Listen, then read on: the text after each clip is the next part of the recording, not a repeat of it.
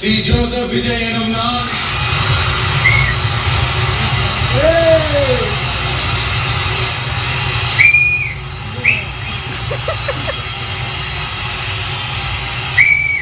சட்டப்படி அமைக்கப்பெற்ற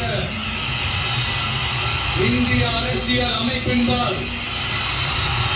உண்மையான நம்பிக்கையும் மாற்றம் கொண்டிருப்பேன் என்றும் இந்திய நாட்டின் ஒப்பில்லாத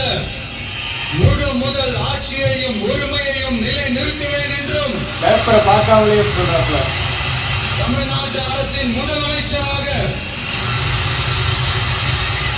உண்மையாகவும் உளச்சான்றின்படியும் என் கடமைகளை நிறைவேற்றுவேன் என்றும் அரசியல் அமைப்பிற்கும் சட்டத்திற்கும் இணங்க அச்சமும் ஒருதலை சார்பும் இன்றி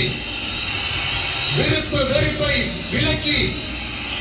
பலதரப்பட்ட மக்கள் அனைவருக்கும் நேர்மையானதை செய்வேன் என்றும் ஆண்டவன் மீது ஆணையிட்டு உறுதிமொழிகிறேன்.